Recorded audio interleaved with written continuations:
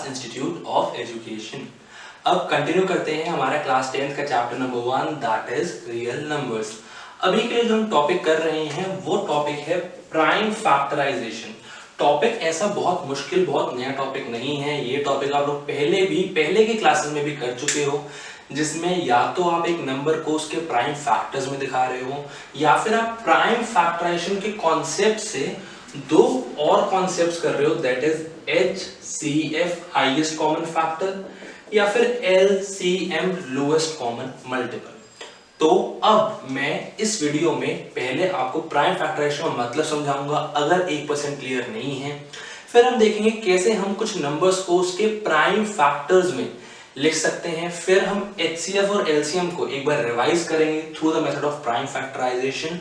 और फिर इस वीडियो में हम हल्का से एक नया कॉन्सेप्ट भी करेंगे जो हम पहली बार क्लास 10th में पढ़ रहे हैं। सो जरूरी ये है दैट इस वीडियो को आप लास्ट तक देखिए ताकि आपको हर एक चीज रिवाइज भी हो और हर एक चीज समझ भी आए जो हम नहीं कर रहे हैं। अभी के लिए हम पहले बात करते हैं प्राइम फैक्टर्स का मतलब क्या है या प्राइम नंबर्स का मतलब क्या है। अगर मैं नॉर्मल बात करूं कि प्राइम नंबर्स क्या होते हैं, भाई नॉर्मल सी बात है, कोई भी ऐसा नंबर जिसको मैं सिर्फ और सिर्फ उसके या 1 के टेबल में देखूं, जैसे कि 2 या तो अपने टेबल में आ रहा है या 1 में आ रहा है। 13 या तो अपने टेबल में आता है या 1 के टेबल में आता है। 17 in the same way 23 in the same way 31 in the same way 37, ये सारे मेरे प्राइम नंबर्स हैं बिकॉज इनके फैक्टर या तो 1 है या ये खुद है। सो एक नंबर जिसके सिर्फ 2 फैक्टर हों, 1 या वो खुद अपना नंबर, वो नंबर मेरे कहलाते हैं प्राइम नंबर। और बाकी जितने भी नंबर्स बच गए उनको मैं कहता हूं कॉम्पोजिट नंबर्स। अब अगर मैं फंडामेंटल एल्गोरिथम की बात करूं तो वहां क्लियरली स्टेटेड है that every composite number, I repeat, every composite number can be written in the form of its multiples of its prime number। Her composite number को मैं उसके prime number के multiples में दिखा सकता हूं, उसके form में दिखा सकता हूं। अगर अभी के लिए स्टार्ट करें तो कोई भी अगर रैंडम नंबर लूं, अभी के लिए मैं सिर्फ 2 नंबर ले रहा हूं। एक है 156 और दूसरा नंबर थोड़ा सा छोटा ले लेते हैं, लेट्स से 34। क्या ले रहा हूं? 34। अगर मैं स्टार्ट करूं 34 से इसकी प्राइम फैक्टराइजेशन के थ्रू दिखाऊं या फिर ये दिखाऊं कि मैं कैसे इस नंबर को उसके प्राइम नंबर के मल्टीपल्स में दिखा सकता हूं, तो प्राइम फैक्टराइजेशन कर लेते हैं। 34 मुझे पता है 2 से डिवाइड हो सकता है, और 2 से डिवाइड हुआ तो 1 और यहां आ गया 7, तो मेरे पास आ गया 17। मुझे पता है, आई होप आपको भी पता है, that 17 itself is a prime number. So यहां आ गया 17 और यहां आ गया 1। जैसे ही 1 आया वहीं पे काम हो गया खत्म, वहीं काम मेरा रुक गया। सो मैं 34 को लिख सकता हूं एज 2 into 17, जहां ये दोनों ही नंबर मेरे प्राइम नंबर्स हैं। अगले नंबर पे चलते हैं। मेरे पास है 156। क्या है मेरे पास? मेरे पास है 156। स्टार्ट करते हैं 2 के साथ डिवाइड करते हैं। सबसे पहले मेरे पास आएगा 7 और फिर मेरे पास आएगा 8। दोबारा 2 से करते हैं, फिर मेरे पास आएगा 3 और फिर मेरे पास आएगा 9, फिर आएगा 3, यहां पे मेरे पास आ जाएगा 1 and 3। मुझे पता है 13 अब एक प्राइम नंबर है, सो यहां आ गया 1। सो मैं 156 को लिख सकता हूं as product of prime numbers which is 2 multiply by 2 multiply by 3 multiply by 13।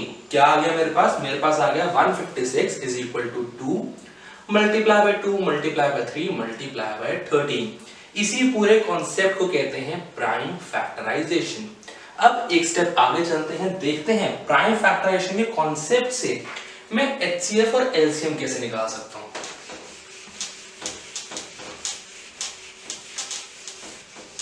Start करते हैं विद LCM। किससे स्टार्ट कर रहे हैं? हम स्टार्ट कर रहे हैं LCM के साथ, that is lowest common multiple. अभी के लिए मैं यहाँ पे आपको 2 एग्जांपल्स करके दिखाऊंगा।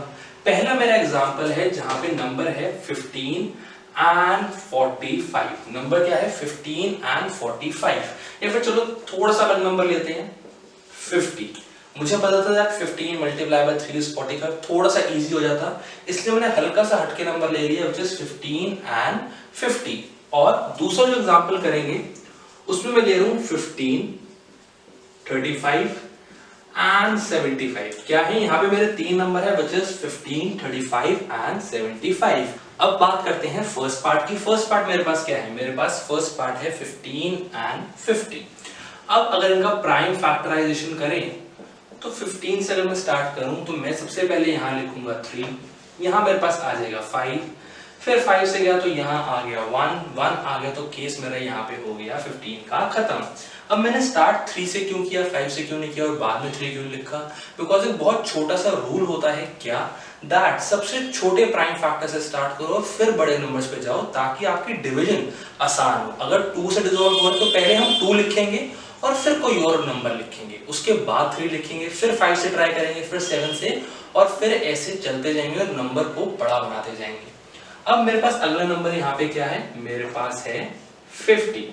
सो अगर मैं इसको यहाँ पे एलसीएम निकालना शुरू करूं, मतलब कि यहाँ अगर मैं प्राइम फैक्टराइजेशन करूं तो मेरे पास सबसे पहले डिवाइड हो रहा है 2 से, मेरे पास आ रहा है 25, यहाँ डिवाइड हुआ 5 से, यहाँ आ गया 5, अगेन 5, तो यहाँ आ गया 1। सो मेरे पास 15 के क्या फैक्टर्स है, मेरे पास 15 के फैक्टर्स है 3 मल्टीप्लाई बाय 5, और यहाँ पे 50 के क्या फैक्टर्स है, मेरे पास है 2 to the power 1 multiply by 5 to the power 2। यहाँ भी चाहूं तो पावर 1 लिख सकता हूं, लेकिन कोई खास फर्क नहीं पड़ेगा।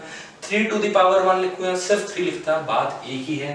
और मेरे पास यहाँ आ गया 2 to the power 1 multiply by 5 to the power 2।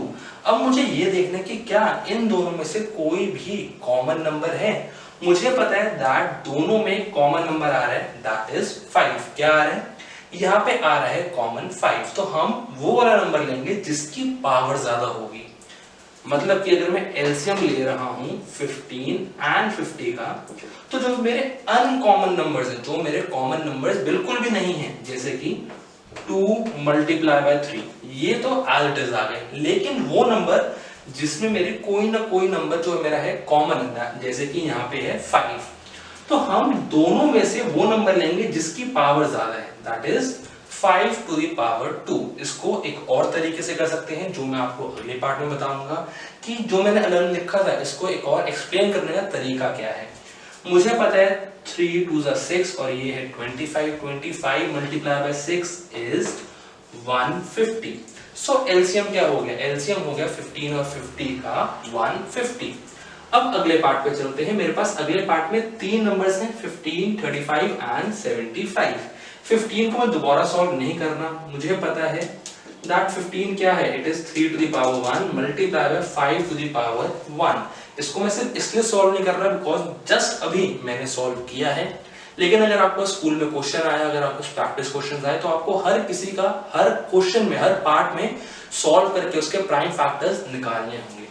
अब आगे चलते हैं 35 किससे डिवाइड होगा, सबसे पहले डिवाइड होगा 5 से, मेरे पास आ जाएगा 7, यहाँ आया 7, यहाँ आ गया 1, ये है मेरा 75।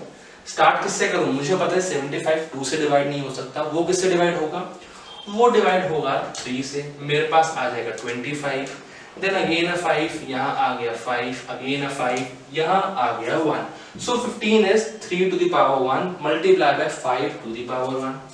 Then 35 is 5 to the power 1 multiplied by 7 to the power 1. फिर मेरा है 75 which is 3 to the power 1 multiplied by 5 to the power 2.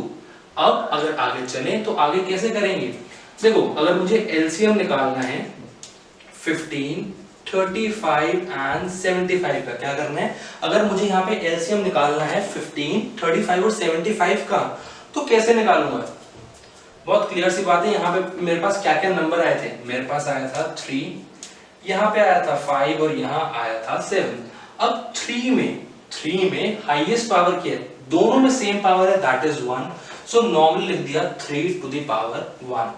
अब यहाँ पे 5 का क्या सीन है, यहाँ पे 5 की पावर है 1, यहाँ 1 और यहाँ पावर है 2, तो यहाँ पे 5 एक ही बार लिखा और पावर लिख दी 2, 5 टू द पावर 2 और 7 टू द पावर 1। मेरे पास क्या आ गया, मेरे पास आ गया 3 multiply bye 25 multiply by 7 that is 75 multiply by 7। अब अगर मैं मल्टीप्लाई करूं 75 मल्टीप्लाई बाय 7 तो मेरे पास क्या आ रहा है 7 7 49 एंड प्लस 3 इज 5 2। तो मेरे पास एलसीएम एज अ होल आ गया 525। क्या आ गया मेरे पास? एलसीएम आ गया ऑफ 15 35 एंड 75 525।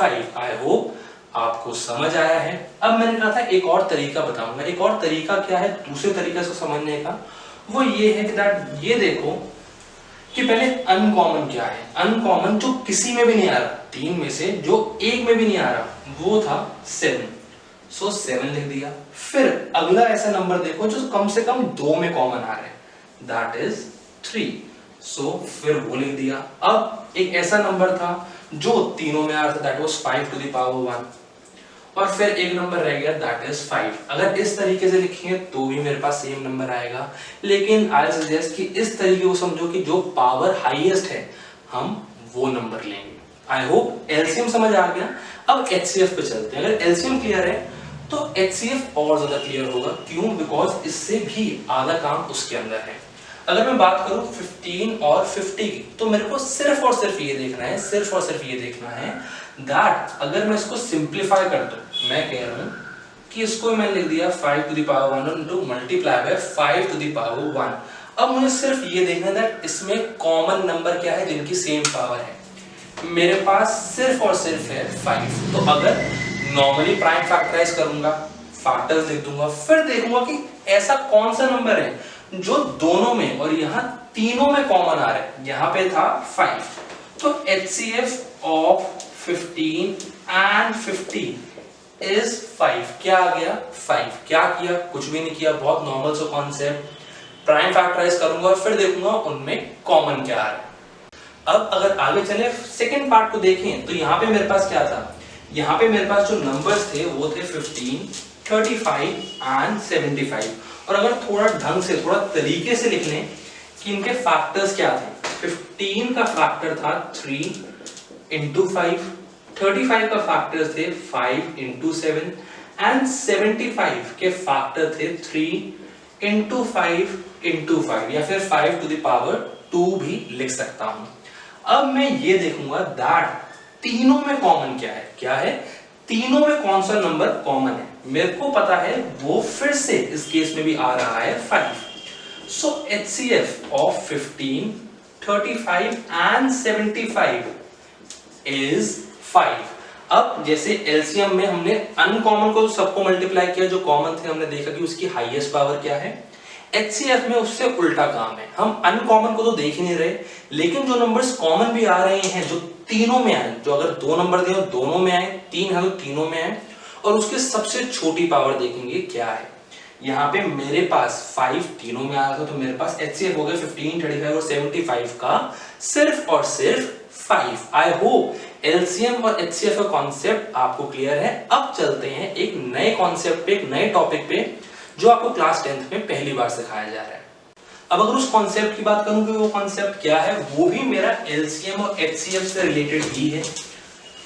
वो जो मेरा कॉन्सेप्ट है, जो रूल है, दैट सेज कि अगर मेरे पास दो नंबर दिए हुए हैं, अगर मेरे पास दो नंबर दिए हुए हैं, let's suppose A and B, और अगर मैं कह रहा हूं कि इसका HCF मैं लेट कर रहा हूं लेट्स सपोज P, और इसका LCM में लेट कर रहा हूं Q, so I'll say that A multiply by B will be equal to P multiply by Q। क्या कह रहा हूं? मैं कह रहा हूं that A multiply by B is equal to P multiply by Q। अगर थोड़ा ढंग की लैंग्वेज में, प्रॉपर लैंग्वेज में लिखे तो इसका मतलब क्या आ रहा है? It says that product of two numbers is equal to HCF multiply by LCM of the same numbers। क्या कह रहा हूं? that अगर मेरे पास दो नंबर्स हैं A and B, so product of two numbers is equal to HCF and multiply by LCM of the same two numbers। अभी मैंने जो नंबर लिए थे 15 and 50, उसी के साथ इसको ट्राई करते हैं, आगे चलते हैं, एक बार देखते हैं क्या ये हो भी रहा है या नहीं। इसको एक बार वेरीफाई करने की कोशिश करते हैं। नंबर क्या था मेरे पास? मेरे पास नंबर थे 15 एंड 50। इसका मेरा HCF क्या निकला था? मेरा इसका HCF निकला था 5 और मेरा इसका एलसीएम क्या निकला था, मेरा इसका एलसीएम निकल के आया था 150। अब मैं कह रहा हूं that product of two numbers is equal to HCF multiply by LCM of the same numbers. So पहले कर लेते हैं product of two numbers that is 15 multiply by 50। अब अगर इनको मल्टीप्लाई करूं तो मेरे पास क्या आ रहा है, मेरे पास आ जाएगा 750। मेरे पास क्या आएगा, मेरे पास आएगा 750। अब HCF of 15 and 50 multiply by LCM of 15 and 50 करूं तो मेरे पास क्या आ रहा है, मेरे पास HCF था 5 and LCM था 150। LCM क्या था 150। So 5 multiplied by 150, 5 0 is 0, 5 5 is 25, 2 बचा, 5 1 is 5 plus 2 is 750। So हमने देख लिया, हमने इसको वेरीफाई कर लिया that product of two numbers is equal to HCF multiplied by LCM of the same two numbers। अब इसको आपको क्वेश्चन फॉर्म में कैसे दे सकते हैं, एक तरीका तो यही है कि मैं कह दूं कि भाई वेरीफाई करके दिखाओ that product of two numbers is equal to HCF multiplied by LCM of the same two numbers। एक तरीका हो गया ये। फिर एक और तरीका क्या हो सकता है जो आपके NCERT में भी दिया हुआ है, वो ये है that अगेन मैं लेट कर रहा हूँ टू नंबर्स है A and B और उनका HCF और LCM है P multiplied by Q। अब मेरे पास अगर देखा जाए तो यहाँ चार अलग अलग वैल्यूज हैं A, B, P and Q। चारों में से कोई एक वैल्यू वो हटा देंगे, क्या कर देंगे, चारों में से कोई भी एक वैल्यू हटा देंगे। या तो वो ये कह देंगे कि HCF और LCM है P and Q और दो नंबर में से एक नंबर है A। आप पता लगाओ दैट जो नंबर रह गया, जो नंबर उन्होंने नहीं दिया, लेट्स सपोज B, इसकी वैल्यू निकालो। अब इसकी वैल्यू कैसे निकालते हैं, आई होप ये आप आराम से सॉल्व कर सकते हैं। मैं सिर्फ समझा रहा हूं कि सॉल्व करेंगे कैसे। मुझे पता है that product of two numbers is equal to HCF multiplied by LCM of the same two numbers। अब मैं कह रहा हूं कि वो दो नंबर्स थे A multiplied by B। क्या है, A multiplied by B, जहां मुझे A की स्पेसिफिक वैल्यू दी है लेकिन ये मिसिंग नंबर है, और HCF और LCM की मेरे को specific values they the which is P multiplied by Q for now। अब मैं कह रहा हूं मेरे को B की वैल्यू निकालनी है तो कैसे निकालूंगा, बहुत नॉर्मल से है, B is equal to P multiply by Q divided by A। अगर मैं कर दूं तो B की वैल्यू बहुत आराम से मैं निकाल सकता हूं। आई होप आपको ये सारे कॉन्सेप्ट्स क्लियर हैं। हमने नया कॉन्सेप्ट क्या सीखा, हमने नया कॉन्सेप्ट ये सीखा कि अगर मेरे पास दो नंबर हैं तो उनको अगर मल्टीप्लाई करूं जो रिजल्ट आएगा that will be same which will be equal to उन दो नंबर्स के HCF multiply by LCM of the same numbers। I hope आपको इस वीडियो का हर कॉन्सेप्ट, प्राइम फैक्टराइजेशन, उसके कॉन्सेप्ट सारे क्लियर हैं। अगर वीडियो पसंद आई हो, hit the like button for more such videos, please subscribe to our channel and don't forget to hit the bell icon. Thank you.